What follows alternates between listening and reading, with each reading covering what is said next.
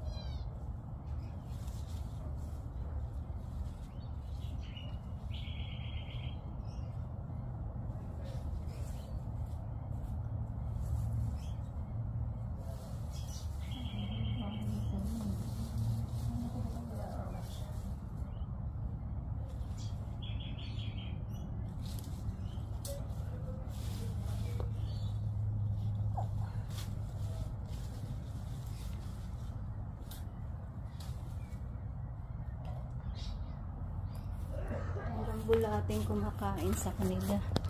Nakita kong bulak. I don't know if bulati ba yun. Asan na ba yun? Ayun o. Kita niyo po siya. Ayan. Hindi ko alam kung siya yung kumakain ng kamatis. Ang dami pang bunga doon. Oh.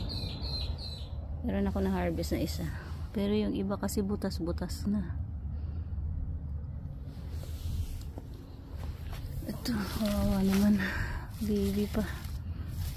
Ayan. So basa sila, meaning sa sobrang lamig ano na sila, putol ko na to. So ayan, wala, hindi ko siya maaangat. So, ang kalat na niya. Ayan yung bunga niya hanggang dito sa likod. Ayun. Ang dami pa naman sana kamatis. Pero ikakat ko yan para ano.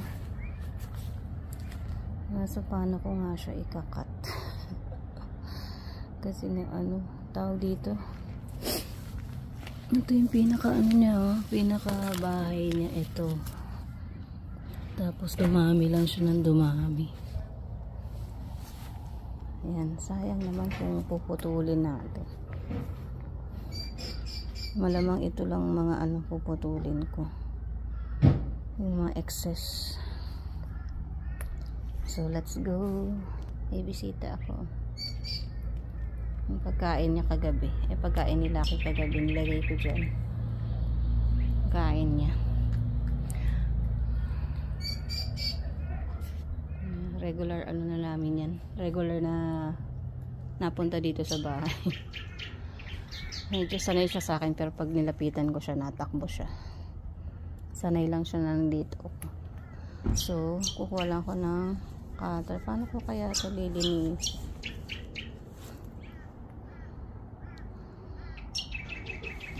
So, wala. Hindi ko rin siya maangat. So, titingnan ko yung kamatis. Ito yung harvest ko. Titingnan ko yung kamatis doon sa kabila. Kung okay. Katanim ko, medyo healthy sila ngayon. Lalo na ito, yung mayabong na. And yan, yung aking money plant there. Tapos yung aking rose, ayan, nag-ano ulit. Nag-usbong na naman siya. Dami na naman siyang halaman. Plant. Yung white roses ko nanuyo. Ayan o. Pero, ayan, may mga bago siyang bumubulaklak. Tapos ito, yung mayabong na. Meron na naman siyang bago dun sa isa. Ito din, nawala yung pinaka tok-tok. Ito guys, strawberry to. Ito patatas, kaso hindi na nag-ano yata yan. Ito naman, onion. Hindi ko alam kung nabuhay ba yan. Merong ano, ayan, green. Ito sili. Yung kamatis ko dun, titingnan natin. Let's see yung kamatis doon kung ano nangyari.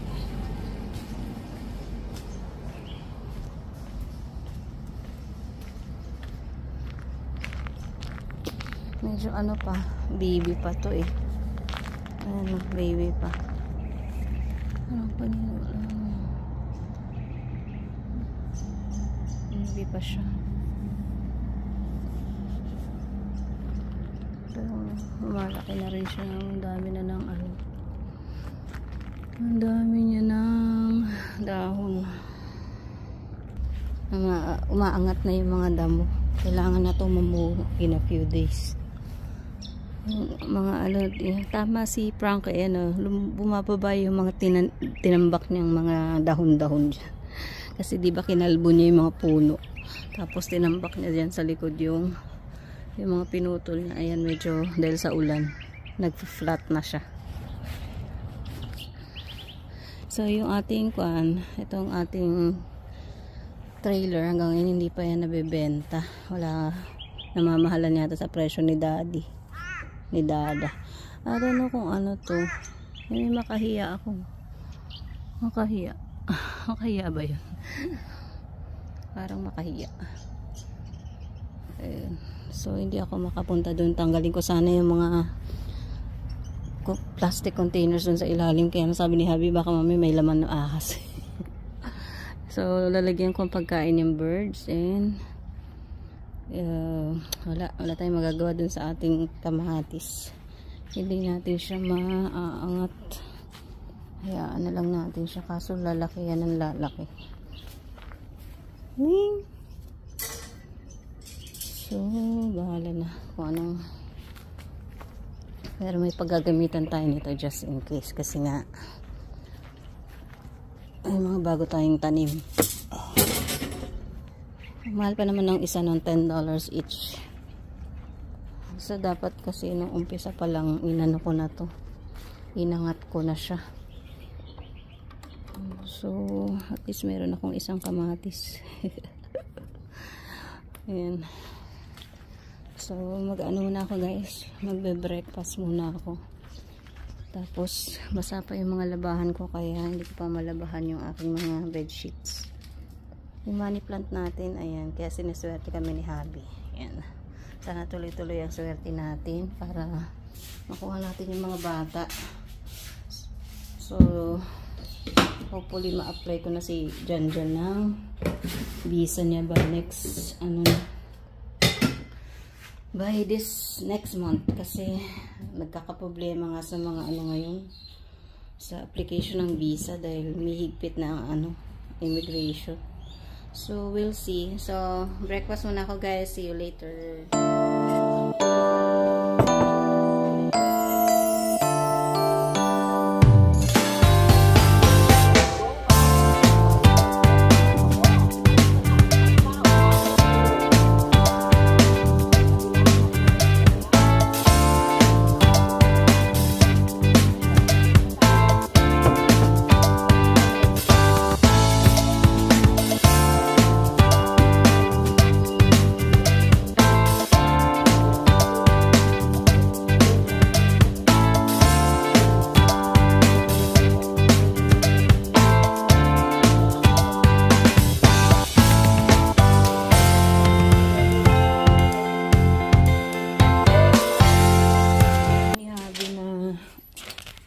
Cereal. Tingnan ko kung kakainin ng birds. Meron akong birds doon. Ayan. King parrot. Lumipad. Hello, rickets na yung naiwan. So, tingnan ko kung kakainin nila to. Against the light tayo. Ay, ano naman to eh. May gatas. Ay, hot water lang pala to. Babies umalis sila. Natakot sa presence ko. Ay ka. Wala eh. Makakain nila yung tinapay na nilagay. Mag-CR muna tayo. Maaga pa eh. Ano pa lang 10 o'clock. Alis kami mga 12. Si Lucky gustong lumabas. Hindi siya pwede lumabas kasi umaakit siya sa mga puno. Hindi na siya babalik pag umakit sa puno kasi tatalo na sa kabilang bakod. Diba, Lucky? Go toilet. Toilet, mama, toilet. Ayan, so nahanda ko na si Abu. Nalagyan ko na ng water and nalagay ko na rin yung gamit ni Habi. So, maya-maya alis na kami. Maliligo muna ako at saka si Habi maliligo. Daligan ko muna tong aking halaman dito sa harapan. Kasi, wala nang dilig-dilig na nangyayari sa earth. Kawawa naman. Mahirap lang anuhin itong hose. Mahirap siyang pag kinalas mo, mahirap ibalik. So didiligan ka lang tong na ito ayan kasi hindi yan nadidiligan. So busy muna si Lola. Hi guys, nandito na kami sa podiatry. Nantay na lang namin yung time. Napaaga kami, 1 o'clock kami dumating, mag-1:15 pa lang. Tapos 1:30 yung appointment ni Polar Bear. So ang haba na ng buhok ni Polar Bear. He need a haircut but I like it that way. Tapos dito titrim. Yan. So after this we're going to Bourbon Street kasi punta kami ng chemist. So we'll see you later. Update ko kayo kung ano meron sa loob. Kasi titingin ako ng slipper ni Habi or sandal inside. Dito na naman ako sa Pacific Coffee. Gusto ni Habi mag-coffee. Pero ayaw niyang lumabas ng car. Doon daw siya sa car. Sayang nga kasi walang tao. Jadi sana kami umupo dito. And yun, order ako ng frap ulit at saka tinapay, ham and cheese croissant. Yun yung lunch ko kasi anong petsa na, 3 o'clock na. Hindi kami nag-breakfast lang kami before kami umalis, tapos diretso na kami sa podiatry and sa bangko. Natapos na namin yung kailangan namin tapusin sa bank, so okay na lahat. So see you later, antayin ko lang yung order namin. Hi guys, nag-lunch na kami dito kami sa Pacific Coffee. Isa So, meron akong salted caramel frappe. We call it frappe. And then ham and cheese croissant as usual. Mainit na ngayon tanghali. This one naman.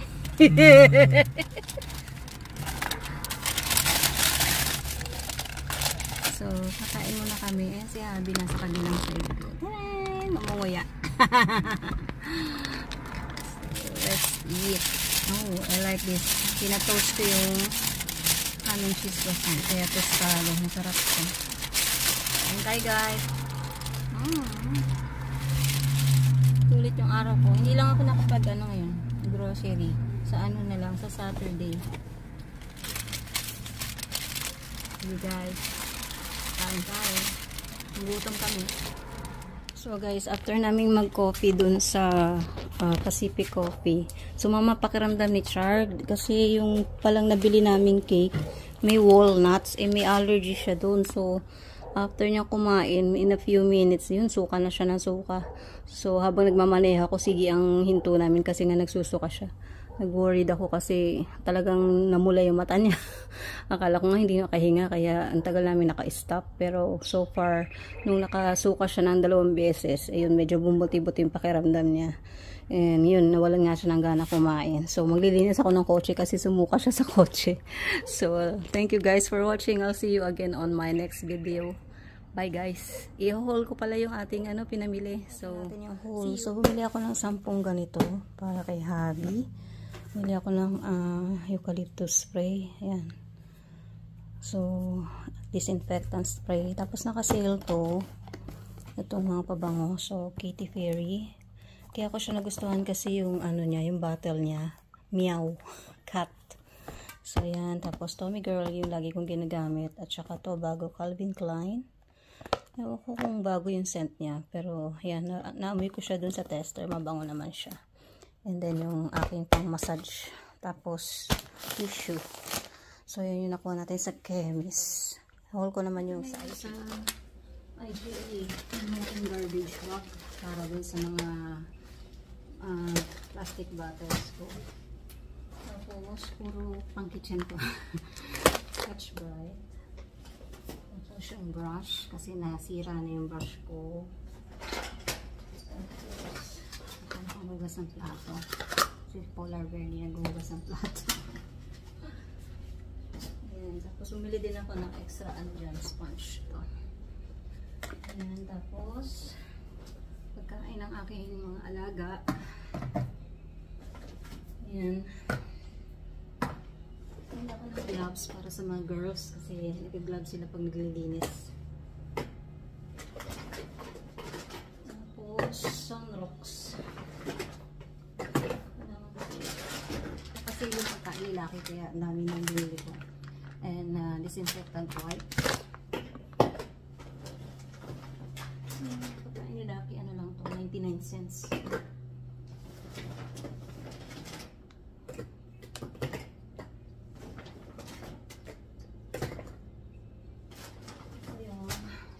Panlinis. Ito liquid wash. Dalawa yung disinfectant ko kasi naka-seal siya. Tapos rubbish bin. Rubbish plastic. And dalawa yung binili ko pala na ganito. Tapos disinfectant para sa mop. Mop. Dalawa rin binili ko. Isang lavender tsaka ano natang isa. Nakalimutan ko na. Walang nakalagay. Tapos ito naka-sale 50% off. Kaya, pang laundry. So, yan lang yung nabili na.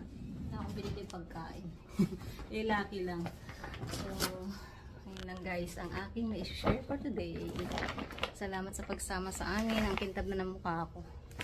Thank you guys. Bye-bye. Till next time. Don't forget to comment below and share. Tsaka at the same time, yun, importante talaga mag-comment kayo tsaka manood and mag-like of course. See you guys. Bye!